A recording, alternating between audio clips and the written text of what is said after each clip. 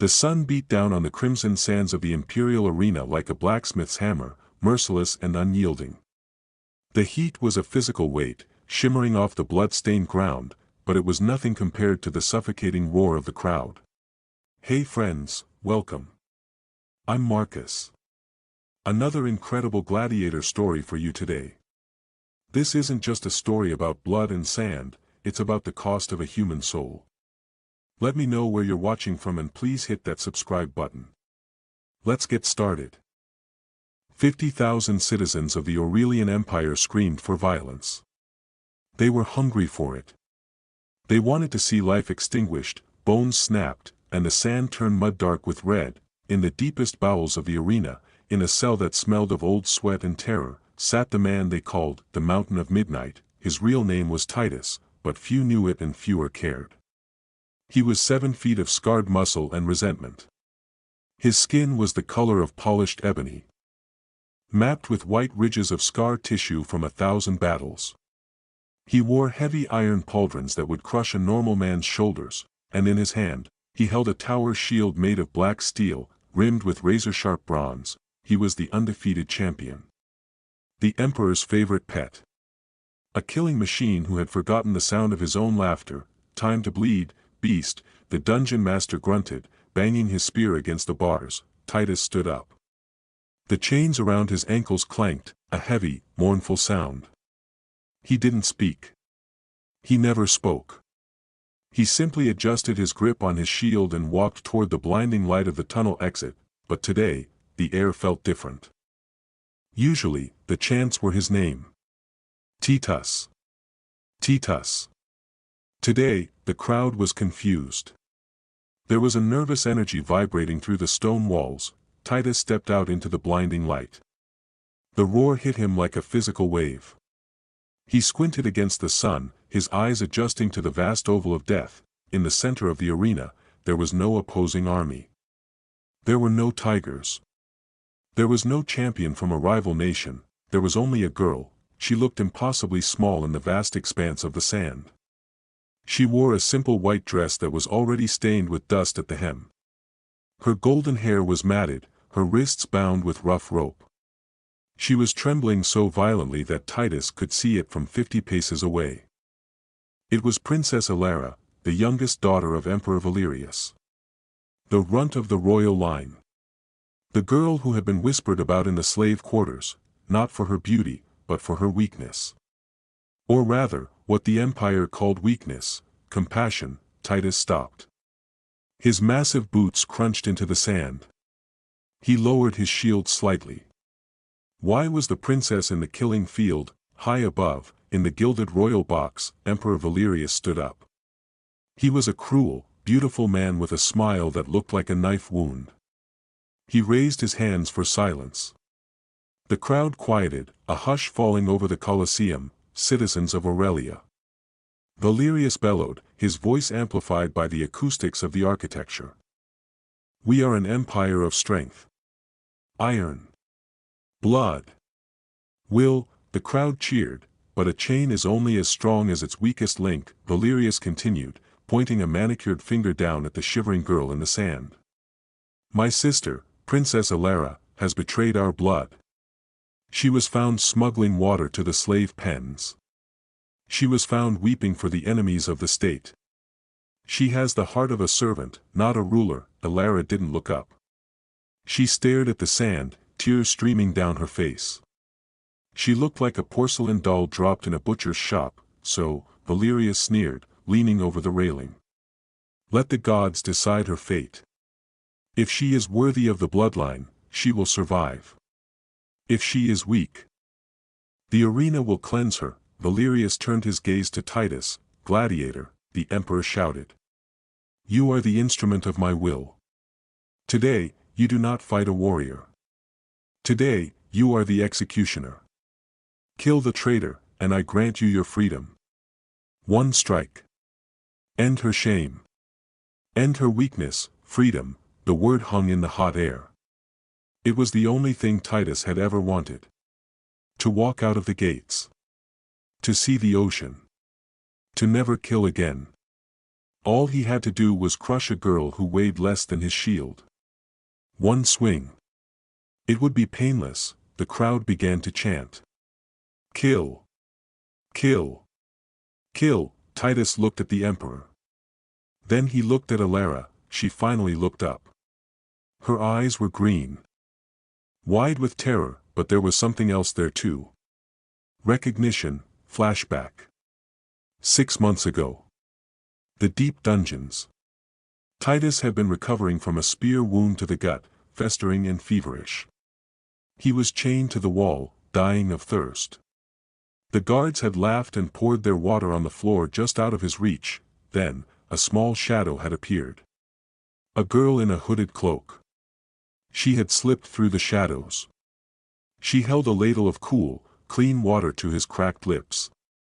She had wiped the fever sweat from his brow with a silk handkerchief. Why, he had rasped then. Because no one deserves to die in the dark, she had whispered, it was her. The only person in 10 years who had looked at him and seen a man. Not a monster, and now, the monster was being paid to eat her. Do it, Titus, the dungeon master screamed from the sidelines. Kill her. Titus took a step forward. The ground shook. Alara flinched, squeezing her eyes shut. She braced herself for the blow. She didn't beg. She accepted it. She knew the world was cruel. She knew the strong ate the weak. Titus raised his massive shield. He raised his sword. The crowd screamed in anticipation of the blood spray, but Titus didn't swing. He walked past her. He kept walking until he stood directly in front of the royal box, staring up at the emperor. He slammed his sword against his shield. Clang, the sound rang out like a bell. Silence fell again. Titus shook his head. No, he rumbled. His voice was deep, like stones grinding together in a cavern. The emperor's smile vanished. What did you say, slave? I said. No, Titus roared, his voice echoing off the walls. I kill warriors. I kill beasts. I do not kill children, the crowd gasped. A slave defying the emperor? It was unheard of. Valerius's face turned purple with rage. You dare refuse me? You are a dog. You do as you are told. I am a man. Titus shouted back. And she is the only royalty in this pit. Valerius laughed, a high, hysterical sound. So be it.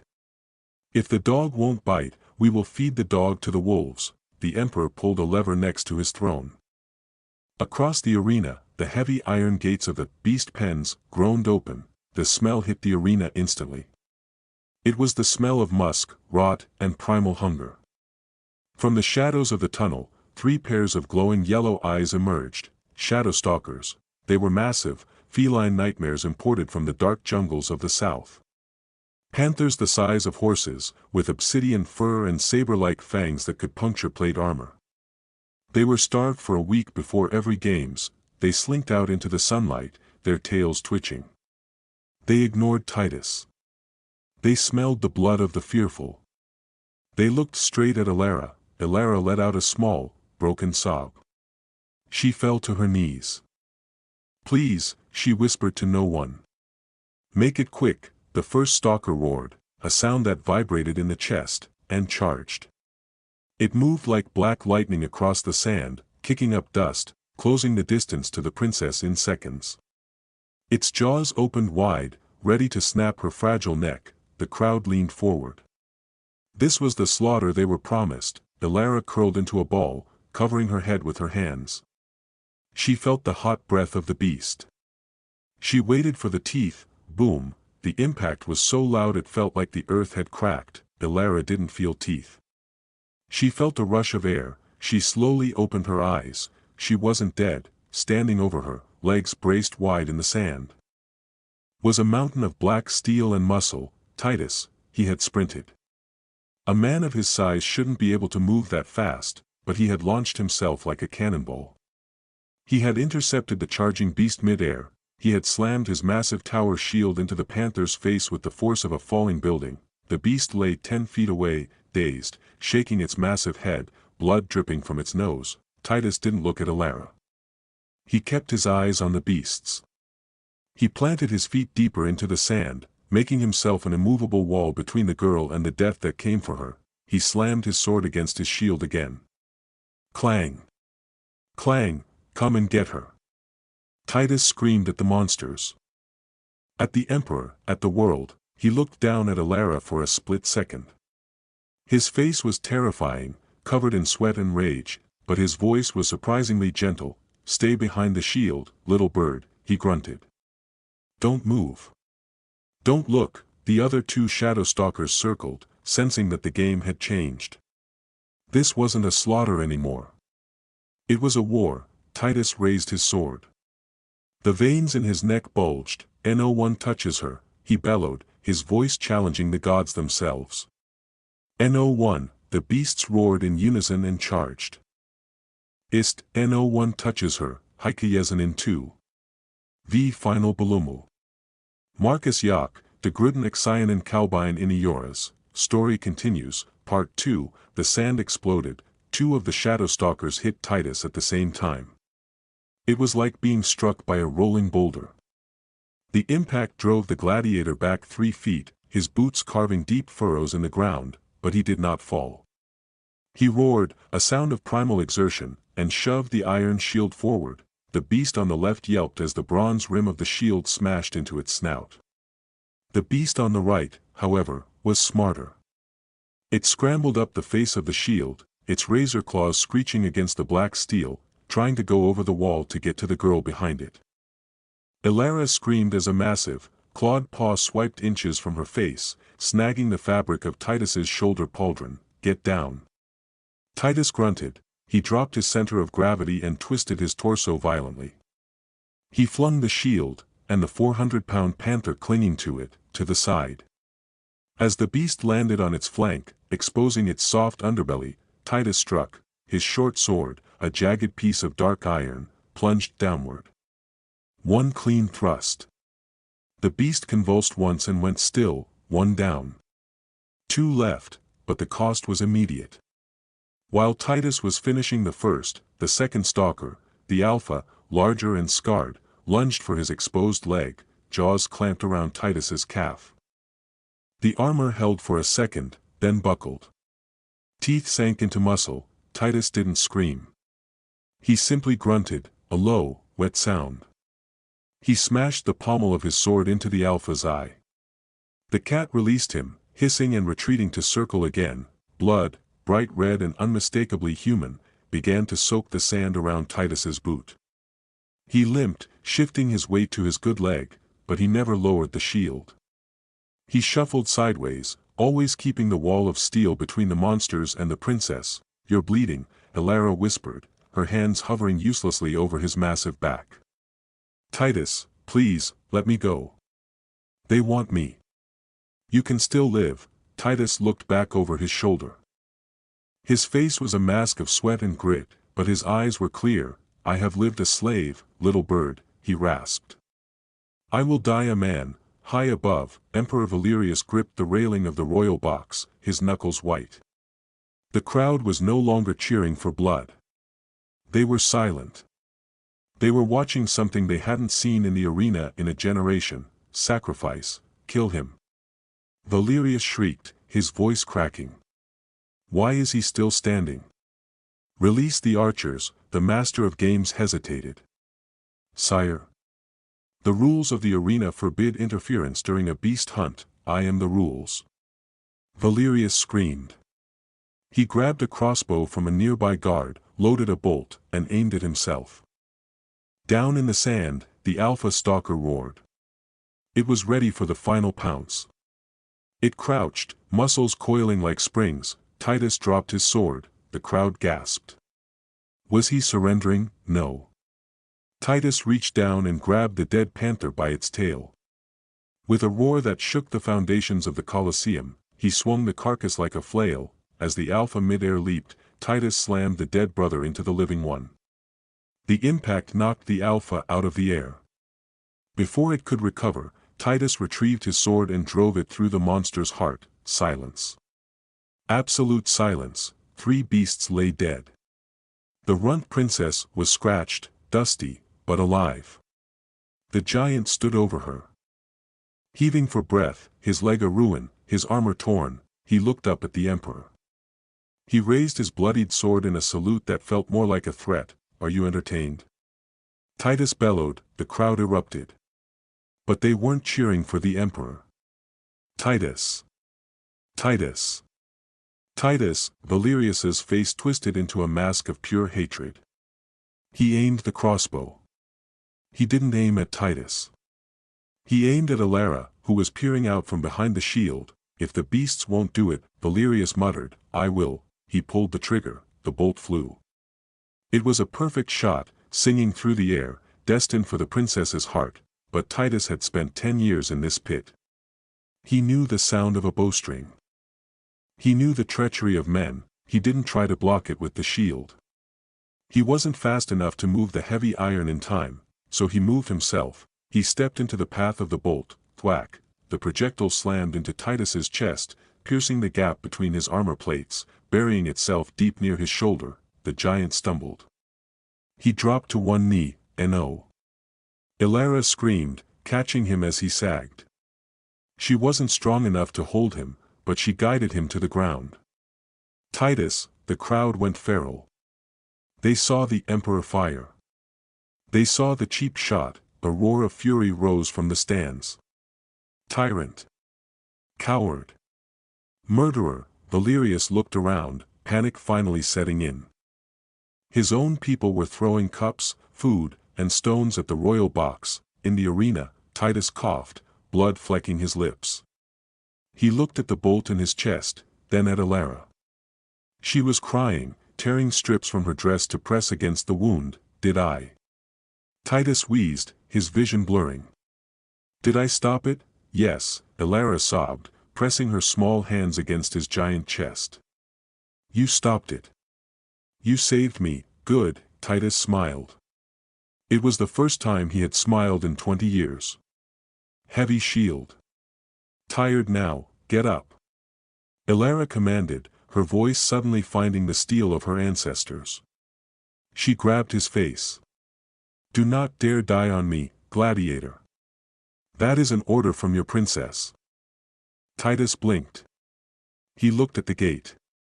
The guards were rushing in, not to kill him, but to restore order as the crowd began to climb the walls, rioting against the emperor. But the Praetorian Guard, the elite soldiers, reached the center of the arena first.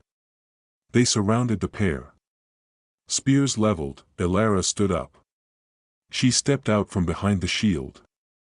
She stood in front of the kneeling, bleeding giant. She looked small, fragile, and utterly terrified, but she spread her arms wide. "If you want him," Alara screamed at the captain of the guard, "you have to go through me." The captain looked at the weeping princess protecting the monster. He looked at the emperor, who was currently fleeing the box as the mob broke down the doors.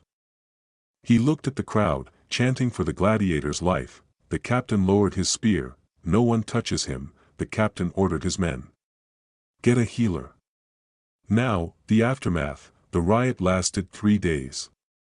When the smoke cleared, Emperor Valerius was gone, fled into exile, chased by the very people he had oppressed. The new Senate was formed, temporarily stewarded by the only royal left with a conscience. In the quiet of the palace gardens, a month later, a man sat on a stone bench. He wasn't wearing armor. He wore a simple linen tunic. He walked with a heavy limp, favoring his left leg, and his right arm was in a sling. He was watching the birds. "It's peaceful here," a soft voice said. Titus turned. Queen Alara stood there. She wasn't wearing rags anymore, she wore the purple and gold of the throne. But she didn't wear a crown. She held 2 cups of wine. She sat next to him. "The giant and the queen, the healers say your leg will never fully heal," Alara said, handing him a cup. "It works well enough for walking," Titus grunted, taking the wine. "I don't plan on running anywhere." "And the shoulder, it aches when it rains." Alara fell silent for a moment. She looked at the massive scar on his neck, the map of pain he carried. "You are a free man, Titus," she said quietly. "I signed the decree this morning. You can go. You can find the ocean you told me about." Titus looked at the wine in his cup. He looked at the garden walls. Beyond them lay the world. Freedom. The thing he had killed 1,000 men to achieve. Then he looked at Alara. He saw the weight of the crown on her brow. He saw the vipers of the court waiting to strike at a young, kind queen. He saw how small she still looked against the backdrop of the empire. The ocean isn't going anywhere, Titus said, taking a sip of the wine, meaning. Titus shifted, grimacing slightly as his old wound stretched.